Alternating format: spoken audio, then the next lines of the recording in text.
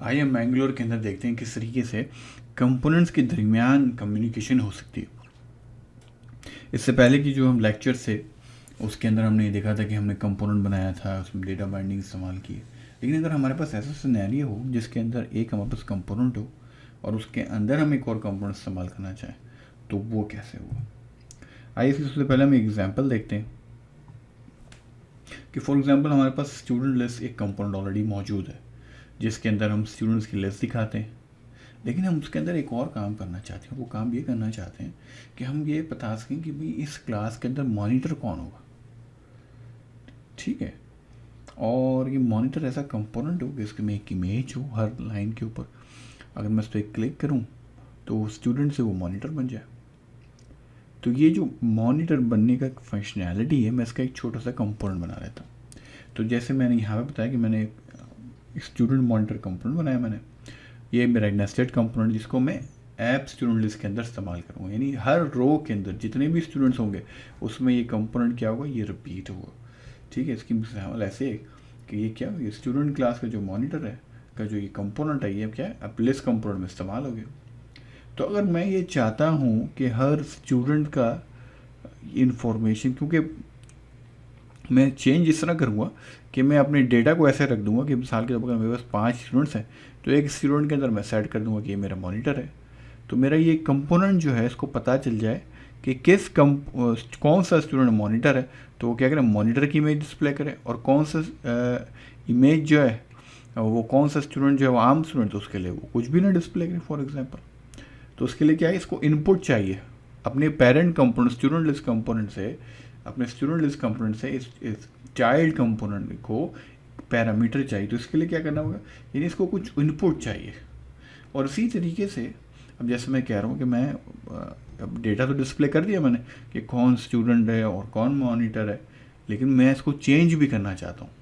यानी अगर मैं मॉनिटर पे क्लिक करूँ तो उसको क्या बना दे, स्टूडेंट बना दे। इसका मतलब मैं कुछ चीज़ आउटपुट चाहता हूँ। तो इनपुट्स भी हैं और आउटपुट्स भी हैं। तो आइए अब हम क्या करते हैं, ये कंपोनेंट बनाते हैं, स्टूडेंट मॉनिटर कंपोनेंट बनाते हैं, और फिर क्या करते हैं इसमें इनपुट देखते हैं किस तरीके से इनपुट्स आ सकती हैं पेरेंट कंपोनेंट से और किस तरीके से आउटपुट जा सकती है।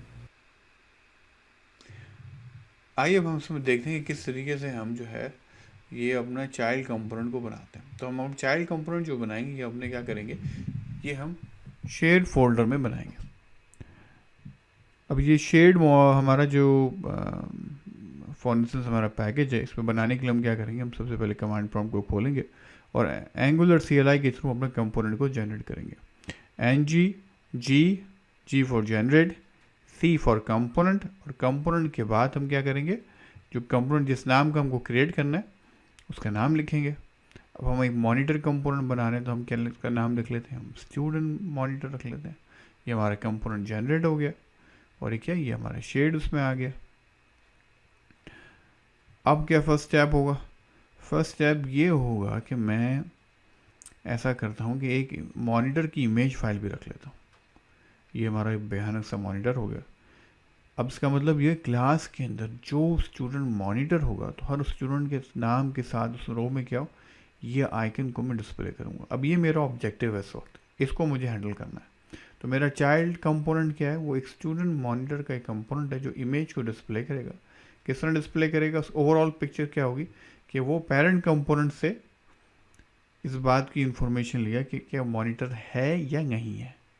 तो उसके लिए हम क्या करते हैं, हम यहाँ पे एक स्टेटस के नाम से एक इनपुट वेरिएबल क्रिएट कर लेते हैं। तो सबसे पहले क्या होगा, इनपुट को हम इंपोर्ट करेंगे। इसी तरह अगर हम बाद में हमें आउटपुट भी यूज़ करना है तो आउटपुट को भी इस्तेमाल करेंगे, लेकिन फ़िलहाल अपनी इस एग्जांपल में हम इनपुट पे ही फोकस करेंगे। इनपुट करेंगे, इनपुट का नाम हम वेरिएबल का स्टेटस रख लेते हैं। अब क्या होगा कि स्टेटस के अंदर अगर येस होगा तो हम क्या करेंगे, हम मॉनिटर की इमेज को हमें डिस्प्ले करना है। तो यहाँ हमने TS फाइल में हमने क्या किया, अपने इनपुट वेरिएबल को हमने डिफाइन कर दिया। अब हम इसकी HTML फाइल में जाएंगे और वहाँ जाके क्या करेंगे, वहाँ वो HTML के टैग्स लिखेंगे जिनसे क्या हो, जिनसे हम कंडीशनल तौर पे चेक कर सकें कि अगर स्टेटस की वैल्यू येस है तो इमेज को डिस्प्ले करना है। आइए अब ऐसा करते हैं, ये काम कर लेते हैं। हम अपने अब हम HTML फाइल में आ जाते हैं और यहाँ पे हम क्या डिव को डिफाइन करते हैं और डिव के अंदर थोड़ा स्टाइल दे देते हैं उसकी हाइट और वेट का। लेट्स टेक के हम उसकी क्या करते हैं, वेट को डिफाइन कर लेते हैं। वेट हम उसकी 50 पिक्सल रख लेते हैं। अभी हम क्योंकि सिंपल टेस्ट कर रहे हैं इमेज को डाल, लेकिन इवेंचुअली क्या हुआ, अगली वीडियो में हम क्या करेंगे, इसको ज़रा अच्छा फॉर्मेट कर लेंगे। लेकिन इस वक्त क्या करते हैं, सिर्फ ऑब्जेक्टिव की तरफ फोकस करते हैं। डिफ रखते हैं, डिफ के अंदर हल्का सा हमने स्टाइल डिफाइन किया, 50 पिक्सल हमने उसकी वेट रख ली, ngf का हमने डायरेक्टिव लगाया और यहाँ हम चेक करेंगे कि अगर जो इनपुट वेरिएबल है, जिसको यानी कि हमारे जो कंपोनेंट के अंदर हमने नेस्टेड कंपोनेंट के अंदर स्टेटस का जो हमने वेरिएबल रखा है ना, जो अभी राइट साइड पर हमने खोली है फाइल, तो स्टेटस का जो वेरिएबल रखा है, अगर इसके अंदर वैल्यू येस होगी तो हम क्या करेंगे, हम मॉनिटर को डिस्प्ले करेंगे। तो ngf में हम क्या करेंगे, हम कंडीशन लगा देते हैं कि स्टेटस इक्वल टू क्या हो, अगर येस हो तो फिर डिफ के अंदर जो चीज़ होगी वो क्या होगी, वो डिस्प्ले होगी। अब हमें डिस्प्ले क्या करना है, इमेज करना है। तो हमने HTML का हमने इमेज टैग यूज़ किया। सोर्स के अंदर हमने अपने मॉनिटर, जो हमने शाकार किस्म का मॉनिटर बनाया हुआ है, उस मॉनिटर की इमेज को रेफर करेंगे, इमेज के टैग को क्लोज करेंगे और दिस इज़ इट। ये हमारे पास क्या हो गया, हमारी HTML साइट कंप्लीट हो गई कि हमने क्या है, कंडीशनल तौर पे इमेज को अब यहाँ पे हम डिस्प्ले कर रहे हैं। आइए इसको सेव करते हैं और अब हम जाते हैं। सबसे पहला काम हमें क्या करना है, दो काम करने हैं हमको। पहला काम क्या करना है कि हमें पेरेंट कंपोनेंट में जाना पड़ेगा और वहाँ पे चाइल्ड कंपोनेंट को रेफर करना पड़ेगा, स्टेप 1। स्टेप 2 क्या करना पड़ेगा, स्टेप 2 ये करना पड़ेगा कि चाइल्ड कंपोनेंट के अंदर वैल्यू को पास करना पड़ेगा। तो आइए सेलेक्टर से मैंने क्या कर लेता हूँ, कॉपी कर लेता हूँ इस चाइल्ड कंपोनेंट के नाम को जो हमारा क्या है, और उसको हम क्या करते हैं, पेरेंट कंपोनेंट कौन सा है, स्टूडेंट लिस्ट कंपोनेंट है, इसमें जाते हैं और चाइल्ड कंपोनेंट को रेफर कर लेते हैं। ये हमने यहाँ पे हमने क्या किया, अपने चाइल्ड कंपोनेंट को हमने यहाँ पे रेफर कर लिया। उसको हम क्लोज कर लेंगे। अभी जैसे हमसे पहले देखा था, हमने कहा भाई चाइल्ड कंपोनेंट में एक वेरिएबल कौन सा था, स्टेटस का वेरिएबल था ना।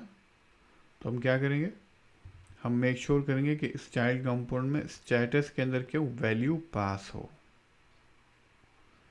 तो ये HTML का हमने ये ऊपर की कॉलम हेडिंग बन गई हमारी। और अब हम क्या करते हैं, ये हम अपने चाइल्ड कंपोनेंट में जाते हैं, स्टेटस लिखते हैं, इक्वल करते हैं और जो हमारे पास अरे कलेक्शन आ रही है उसमें क्या करते हैं, उसमें जो हम मॉनिटर का एट्रीब्यूट बनाएंगे अभी उस ऑब्जेक्ट में, स्टूडेंट के ऑब्जेक्ट में, उसको यहाँ पे क्या करते हैं, रेफर कर लेते हैं।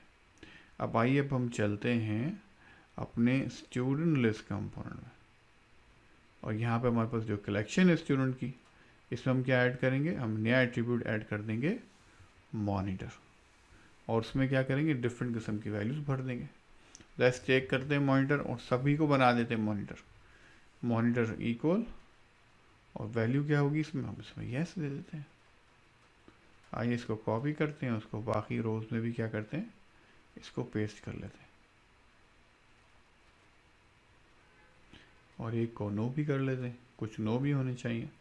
तो 2 यस हो गए, 2 नो हो गए, इसको सेव किया और हम क्या करेंगे, अब जाते हैं, जाके देखते हैं अपने ब्राउज़र के ऊपर, जाके देखते हैं ब्राउज़र पे तो कोई मॉनिटर डिस्प्ले नहीं हो रहा। इसकी क्या वजह है भाई, इसकी बहुत सीधी सादी सी वजह है कि मैंने ये स्टेटस का वेरिएबल था, इसको क्या है, इसको बाइंड नहीं किया है। जब मैंने इसे बाइंड किया तो क्या हुआ, फौरी मुझे इमेज दिखना शुरू हो गया। तो इन अ नटशेल ये क्या हुआ, ये हमने बुनियादी तौर पे हमारा यहाँ पे अपना कंपोनेंट तकरीबन हमने कंप्लीट कर लिया, जिसके हमने पेरेंट कंपोनेंट बनाया, चाइल्ड कंपोनेंट बनाया और चाइल्ड कंपोनेंट में हमने क्या किया, हमने पेरेंट कंपोनेंट से मॉनिटर की वैल्यू को पास किया और उसमें क्या किया, चाइल्ड कंपोनेंट को उसको रीड किया, अगर वो येस है तो क्या हुआ, हमने मॉनिटर को प्रिंट कर लिया। अब यहाँ पे हम थोड़ी बहुत फॉर्मेटिंग कर सकते हैं और इसको और बेहतर बना सकते हैं। आइए नेक्स्ट लेक्चर की तरफ चलते हैं।